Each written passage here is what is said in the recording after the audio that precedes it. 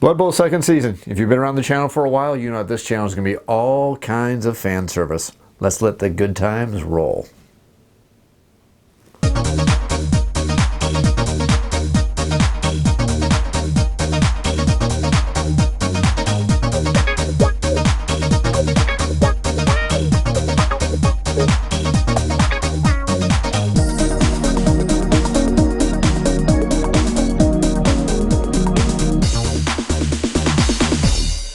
Blood Bowl second season is finally here, and if you're not familiar with the channel, or if you've never watched the channel before, any of my top 51 games of all time, you may or you may not know, but Blood Bowl is one of my top 10 games of all time. I've been a huge fan of Blood Bowl throughout the years. I've been playing Blood Bowl since the original 1988 edition, the 1994 edition, the 2016 edition, and now finally we have Blood Bowl second season. Now in this video I'm just going to do a basic unboxing of this just so you can see my reaction to all the cool stuff that's in here. Now I kind of have an idea what's in here. I know there's a hardback book that comes with it. I know there are 2 superstar players. I know that there are 2 coaches, 2 teams, a lot of replacement scattered templates, or the same scattered templates that are in this box are already back in this box, plus some other things are going to be inside of this box. This whole video right here though is basically just going to be me popping open the box and just having a good reaction to the things that are inside.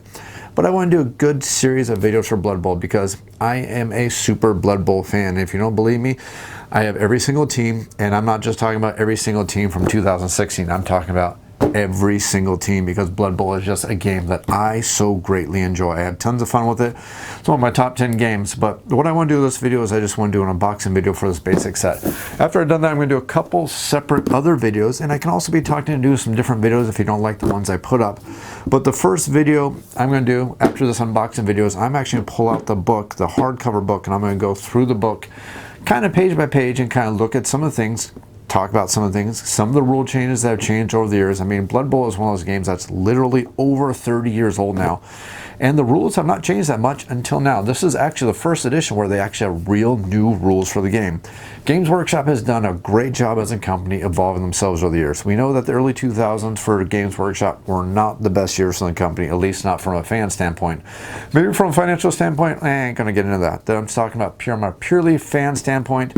Early 2000s weren't that great, but since about 2015, Games Workshop, actually no, I'd probably say maybe since 2013 or 14, whatever year Execution Force came out, I would say that was the one that heralded the good turnaround for Games Workshop, where they became a company for the fans again. But Blood Bowl is one of those games that has been around for a long time. The game has not changed in the 32 years that the game has been out, except for this new edition. This new edition is actually the first edition where we have some new rules for the game, some changes to the rules, some changes from the mechanics, some dropping of some charts. Now I know most of us have been playing the games for many, many years. We don't use the charts anyways. Most of all the results are you just need to get a 7 or higher between your roll and a stat. Well, they've dropped out the stats like on that aspect. There's a lot less charts. And there's now a new statistic, a passing allowance or passing ability. So it's a passing ability statistic that's been added to all the races. But overall, all the races have been balanced just a little bit around that new passing stat, which allows them to not have certain races are hampered so hard on agility just to prevent them from being passing players. So there's some new cool things that have come out in the game. And like I said, this is the first time the game's been modified and updated. So I'm super excited right here. I know that I've been reading some rumblings that some of the old Grognard coaches are not totally happy about this, but I am not going to be in that camp. I can already tell I'm going to be in the super fanboy camp here, and I'm not afraid to admit it. So we're going to tear open this box, look at the inside. I'm going to put up another video where I'm going to go through the actual rulebook itself. Then I'm going to do a third video where I'm going to start putting together some of the models, showing a little bit of painting. I am not an awesome painter. I'm a decent painter. I'm a pretty good painter if I put time into it, but the problem is I just don't put that much time into it. My average thing is if I don't have a team painting in about 5 hours, well, 5 hours is the done point for me these days, just because I'm a pretty busy person. It's not like back in the old days when I was a teenager, I had lots of time on my hands. It's not the same anymore, so basically 5 hours, good to go. It's going to have to be seen on a table. I go for tabletop quality, not artistic quality anymore at this point, and I'm totally happy with that. So I'm going to put something together, do a little bit of painting, but if you want some really professional painting, check out Sarastro's channel. That'd be my first suggestion. And there's 2 other painting channels I'm going to link down below. One of the painting channels I really do enjoy, but I always forget the guy's name. He is somebody over in Europe, and he does a fantastic job. I don't follow him as much because he's a very strong airbrusher, and I live in Alaska, where painting and airbrushing are things that don't go together too well, because when it's 10 below zero, you're not going outside to base coat your products. So you're basically going to do a lot of brushing with an actual brush. So my painting style is a little bit different, but I love the work he puts out. So I'll put a couple links to those down below. If you want to see the professionals at work, check out those videos, because those people rock at painting. Afterwards, I'm going to do at least one gameplay video. I'm going to do a gameplay video with the team between these Black Orcs and these rich folks over here who are now representing the new human team. And now you know all you're going, what? Another Orc and human team again? Orc and human team, Orc and human team, Orc and human team. Gee, Games Workshop has never done that before.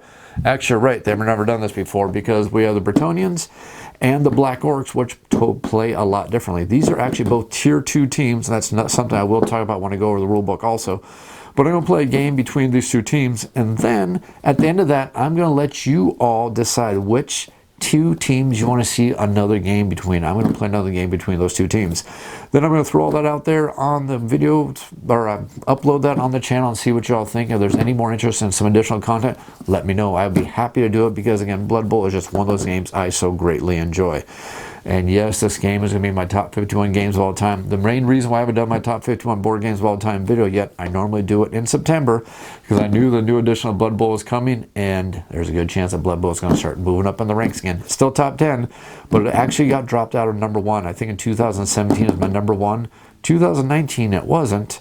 In 2020 can it take number 1 again? Well, stick around and find out. So let's go ahead and tear open this box. And the good thing about me tearing open this box is I won't be tapping my fingers on it with excitement, because I think I just spent the past 5 minutes tapping on the box while I was talking, because I was so darn excited to get the darn thing open. Oh well, you can all yell at me later. I'm sure some of you will be like going, hey, you're tapping on the box, it was annoying. I'll be like, I am sorry, everybody. But let's get this all opened up so we can see the fun stuff.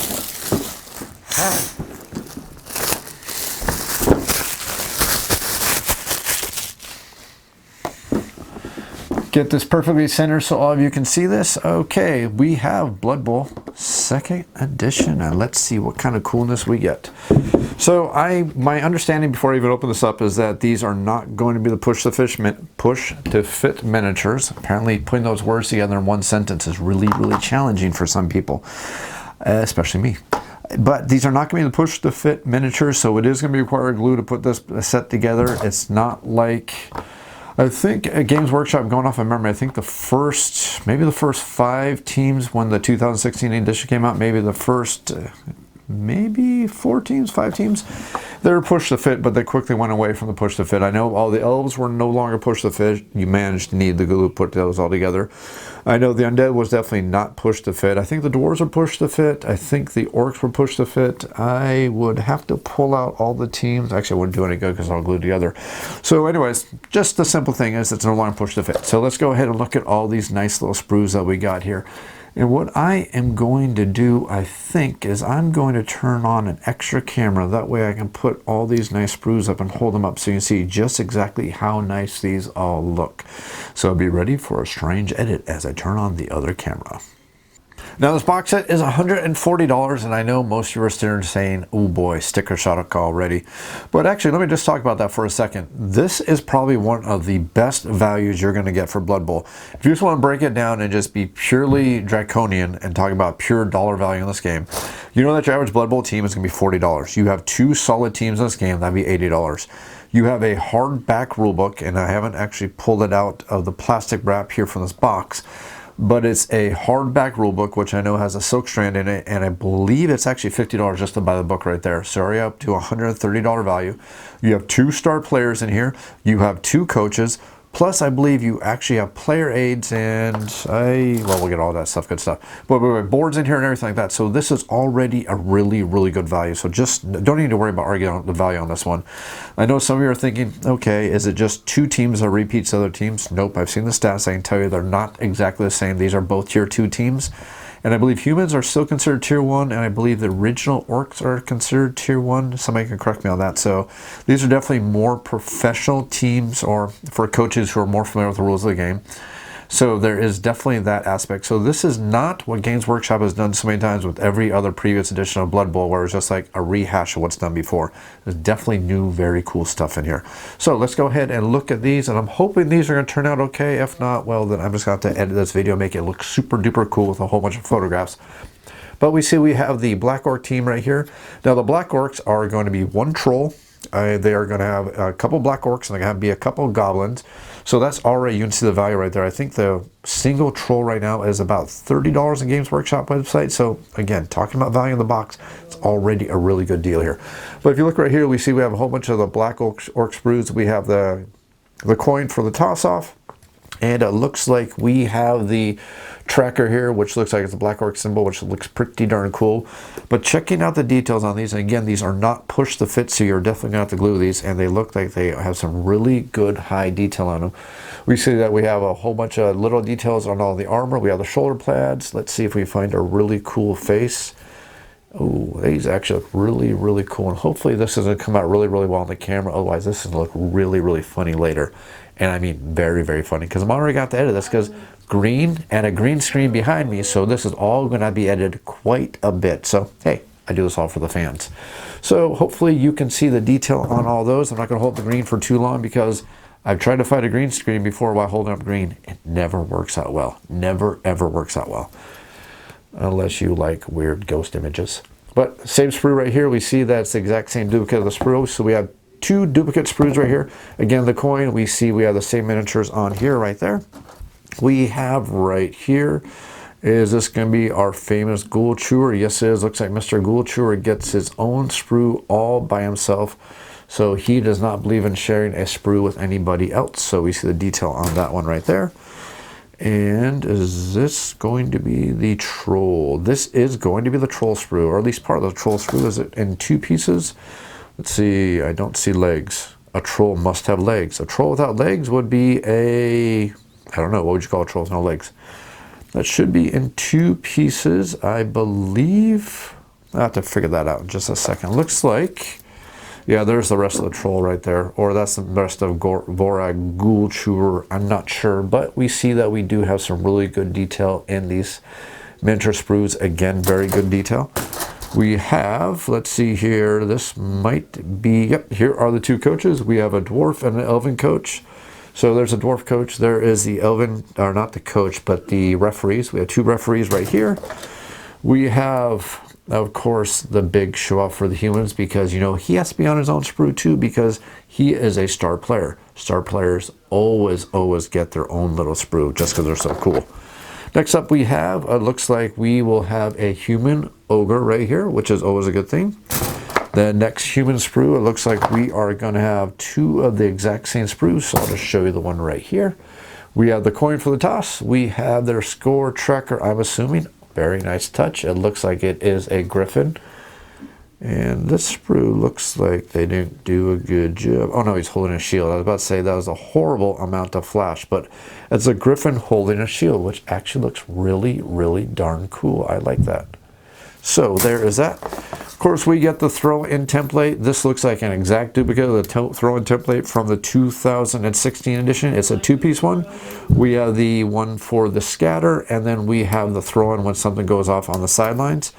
This is for scattering, and this is for deviated. So, for example, when kicks don't land properly, and also for, I believe, if you roll absolutely terrible on a pass, I think you use that for a deviated throw also. Next up is we have the divider for the second edition, which is going to list all the teams. That is probably a good thing for us to talk about really quick right now. Let's go ahead and zoom in on that really, really quick. Now, if you're a longtime fan of Blood Bowl, you know that the 2016 edition are a couple teams that were not brought back. And it looks like those teams are still not back yet in this new second season. Are they going to come back or not? I do not know. That depends on Games Workshop and just what happens in the future of the game. But so far, we know that officially in the second season, the teams are still official. And let me backtrack really, really quick. This is a good time to mention this one thing. that there is a download you can get from Games Workshop's website right now that is absolutely free, and it does actually have the stats for those missing teams. So if you still have the mini charts, go grab that download. I mean, it's good to have it, and if you still have the teams, go ahead and play them and enjoy them, and if not, proxy them, because they're actually fun teams. But the first thing it looks like is we have the Halfling team, we have the Dwarf team, the Goblin team, the Snotling team, the Dark Elf team, we have the Shambling Undead team, the Lizardman team, the Necromantic Horde team, and I actually have that. I'm going to open that as a separate video just to show the unboxing. So you can see how the new stats are shown in the new boxes. At least that's what I hope it is, because that one was released at the same time. We have the Imperial Nobility, which is the one that's in this nice box. We have the Standard Human team, Chaos Chosen team, we have the Ogre team, we have the Skaven team, my personal favorite team. If anybody ever plays me, they know that I love the Skaven. I am a Skaven player, true and true, dirty tricks and all. Wood Elf team, we have the Elven Union, we have the Nurgle team, we have the Orc team, and that's a standard Orc team.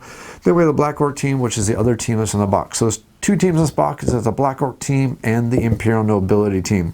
So we have 1, 2, 3, 4, 5, 6, 7, 8, 9, 10, 11, 12, 13, 14, 15, 16, 17, 18 teams that are official. I think there should be 21 unless I'm losing my mind. Well, we'll double check that when we get into the rulebook.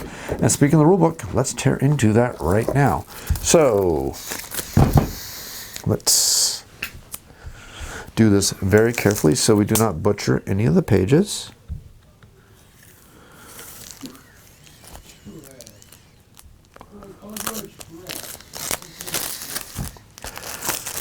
And the player aids. So let's put this off to the side for just a second. Look what else we got in the box. So we also have the typical slot of bases, which is one thing I like about Games Workshop's Blood Bowl. This game uses a slot of bases. Now I know some people don't like them. I personally like them because it is so much easier to glue your miniatures to the slot of bases than the standard bases where you have a little foot standing up on a tippy toe and try and make them attach to the base. Never a fun thing for me, so I actually prefer the slot of bases for Blood Bowl. Next thing we have is we have two sets of dice. We have green dice and a whole of the red dice because green screen. I'm smarter than that now. Anyways, we have red dice, and these are full-size dice. They are very nice, and they look like they are, like I said already, full size, but they look like they have a nice heft to them, and gravity is really strong behind me. I'll pick those up in a second. But it looks like these are nice rolling dice. They are good quality dice, not cheap dice like some of the other games that are out there with a little dinky little disposable dice that I never really like. So you got some really good decent dice in here. We have red dice for the Nobility team, and we have the green dice for the Orcs, which is really the way it should be. What did I just drop? Shoulder pad decals. Okay, what else do we have in here? We have a die I didn't grab. We have how to assemble, which is going to be really important. If I lose that, I might be in for a lot of fun and not in a good way. Let's go ahead and look at the new dugout. So my understanding is this dugout is a wonderful homage to the very first edition of Blood Bowl. If you picked up the 2016 edition, the field was pretty darn standard, but this field actually has an homage to the very original edition from 1988, which came with a foam, I don't know, it was like a styrofoam type of pitch where you put the pitch together. But in the dead center of the pitch, there was this giant grinning skull that was really nice. They've never done that on any of the other pitches, and my understanding, this pitch actually has a nice homage to that by having a nice big giant grinning skull right in the center. So let's see if we can, yep, there's a nice big grinning skull, just like I thought. Ooh, it's actually on both sides. Very cool. So this is a giant, absolutely giant board. So let's go ahead and see what this looks like when I learn how to actually zoom out on a camera so you can see all the cool stuff. So this board is absolutely giant. I have long arms, and this board looks like it is more than made for this for the size of the miniatures. As a matter of fact, I'm going to grab a couple miniatures right now just so you can see how big they look and how well this nice huge board is. I still love this. This is one of the cool things. I love the bigger board. Now I know a lot of people like to say, hey, I have a small table. I don't want a big board. Well, Blood Bowl is all about excess. In the gameplay, the style, the design, the miniatures. So I'm happy we have a nice giant board. And there's that nice skull I was talking about. And actually, I'm going to go and grab that styrofoam board so you can see what I'm talking about when I mention the nice homage to the classic 1988 board. Now, talking about classic homage to the old 1988 version of the game. This was This is the same kind of styrofoam that I think you actually, wow, I painted this in 1992. That's kind of funny. This is actually the kind of styrofoam that you would imagine a styrofoam cooler is made of. Now, if you're doing any fishing, you know exactly what I'm talking about when it comes to a styrofoam cooler.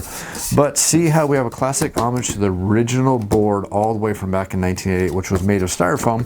And it came in 3 pieces, and you would put the board together. And yes, I painted it like this because it was so much easier on the eyes to see. And you put your team on each one of the sides of the dugouts right here. And this board was actually pretty decent size, and it's kind of cool. It inspired a lot of us to go and make our own personal dugouts out of styrofoam, out of various different things, even using plaster and other things to make some really cool boards. You saw some people had like 3-dimensional boards, like really, really awesome. This was my dedication to my board back then. But you see that this old skull is actually back, and I actually think that is an awesome touch. And that just goes to show that this new generation of Games Workshop, they get it. They brought people on board who are gamers like us. They understand what it feels like to play these classic games. They brought them into the modern era. They've modernized some of these games. And we'll talk about that in just a minute. Or actually, I'm probably going to talk about that when I do the overview of the rulebook itself. But these are people who are truly showing their appreciation for the classic homage of the classic games that they are bringing back, such as Blood Bowl and modernize them. Warcry, all these games are just doing a really fantastic job. So this map board is double-sided. One side is for the outside, one side is for the underground. And again, same thing, you got the dugout, you got the places right here for the teams that come onto the board. Got the classic skull in the center, and I'm going to show you how big these teams look on this board. Yes, I'm going to show you the fact that my ogres have not been painted from my ogre team. Yes, I'm a horrible Blood Bowl person. I will get them painted. I have so many of these teams I just need to get painted. But you will see that they fit perfectly in these spaces, and they look really, really darn cool. At least I hope they look cool, because gray on this camera may not work that well. Hopefully my cool camera will make this look a lot better, or at least make it look as cool as I think it's about to look. So if you want to go back to classic and see some of my horrible paint jobs I did in the early 90s, back when I knew how to paint worth a darn, you can see my Minotaurs, back when Minotaurs were allowed in the game. And I don't want to show you my horrible Skaven. Okay, I'm going to show you my horrible Skaven team I painted back in 1992. And you see how small they are. These are so old, they are actually classic metal, lead, whatever the heck it was back then that they were made of. But you see just how big these miniatures have gotten, and how much they've improved, and how much they've just gotten a lot better. This is my original Skaven team that is about 30 years old now, and well, yeah, not the greatest paint jobs. Don't make fun of me, I'm a lot better painter now. But you can see also comparing other teams like the Orc team right here, and see how cool they look right here. Hopefully this looks okay. Move this on the camera so y'all can see what exactly I am talking about. So you can see how much they have modernized the miniatures, how much they have brought them out, how much they have improved the looks of all these miniatures, and just how much better all of these miniatures look right now. They've done a great job. You see the size, and another thing that's really, really cool, back on the earlier editions, the giant guys were actually 2x2 squares. In the new, more modern versions of the game, everybody fills up 1 square only, which is so much easier to figure out. Even the Trents, they are so much easier. They're not going to be on the big 4x4 or the 2x2 squares. They take up 1 square apiece. So let me see if I can find an orc that is painted. I have some base orcs. That should be good enough for you to see the size difference. But we can see just how much better they've managed to get with all these miniatures. The orcs have just come a heck of a long way. All these miniatures have come a heck of a long way. Everything about this game has come a heck of a long way. It just looks so much better now. So now that we've looked at the board and the miniatures, let's go ahead and look at a little bit of the rest of the stuff. So just a couple more things to look at out of this base box. Again, we're going to look at the rulebook in a totally separate video where I'm going to go page by page. But I do definitely want to show you that this is a thick hardbound book, and this book is the one that comes in the box itself. So this is a $50 value. If you look at the 2016 edition, and I'm probably going to talk a lot about that when I actually go over this rulebook, but the 2016 edition almost felt like really much a starter set. This is a thick book that has all the rules, is my understanding. And like I said, not only is a hardback, but you have a nice piece of silk in here to help you keep pages that you want to go over. And I'm sure, well, I know there's some cool artwork in here. Don't even need to say I'm sure.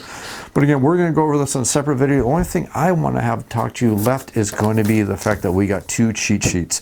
We're going to go over these a little bit, just talk about what is in these cheat sheets. And we have 2 of them. I'm assuming one because one is for the human, one is for the orc. And I'm sorry, the Imperial and the Black Orcs. Got to make sure I say it right, because otherwise I'm a horrible person. So we have one for the Imperial team, and then we do have one for the Orc team. And just looking over these, I believe that is going to be the only differences. So I'm going to take one of these, put them off to the side, and let's go ahead and zoom in. And let's go over these and show you all the things that are going to be on these nice cheat sheets. Because a great cheat sheet is going to be the difference between getting into Blood Bowl easily or getting into Blood Bowl the hard way. And this is a game we want to get into the easy way, because that's one heck of a fun game. So the thing we are seeing, we are going to see we have a post-game sequence. We have a weather table. That's awesome, because we always want to roll for weather when I'm playing with Blood Bowl. We have the rules. Oh, this is good. This is going to show you what's going to cause a turnover, because these are things that are very easy to figure out when you learn how to play Blood Bowl. What exactly causes a turnover? Well, you can easily just say, well, if you fail to roll, it's going to be a turnover, but that kind of oversimplifies it. It's not 100% accurate. We have the sequence of play, we have the pregame, we have the start of a drive sequence, we have a team turn, and then we have the end of a drive sequence, which is going to go over when we need to roll the dice and everything like that, so that's going to be cool. Now, these should not have a lot of charts in it, because again, as I've said, they've updated the rules a little bit. I'll talk about when I talk about the rule book, but they've taken away the charts in the game, which is something I'm very happy about. They just made it much more about the stats. You have a target number, you roll higher than that, and you're good to go. No looking at charts to worry about other things.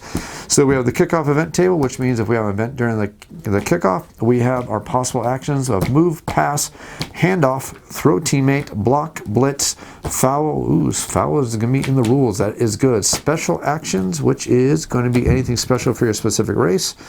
We have the pass action, how to do the pass action. We have how to do the throw teammate, how to test. We have the block action, strength comparison, so this tells you how to do it. Assisting a block, block dice tells you what all the results of the block dice do. And now some of these block dice effects we can ignore or modify depending on what kind of skills we have. As a matter of fact, I'm pretty sure the Black Orcs have an ability that modifies one of these results, if I am not mistaken.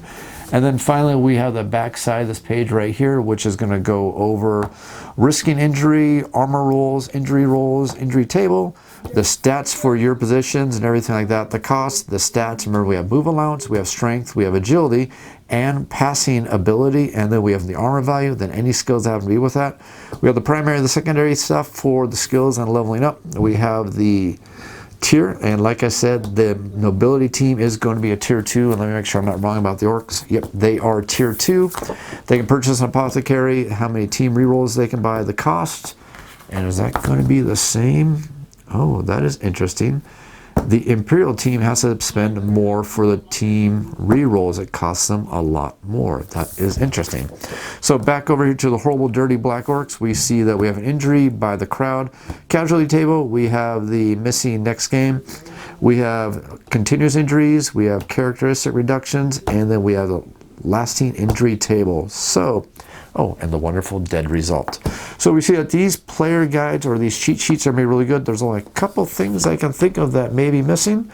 Maybe they're not in the game anymore, so that could be affecting that. So I'm going to have to go to the rulebook and see if those are things that are actually missing, or the things I'm going to want to write in these margins, because there are a few rules that are always nice and handy. And I always like to go into the rulebook as little as possible when I play these games. So that's just how I am.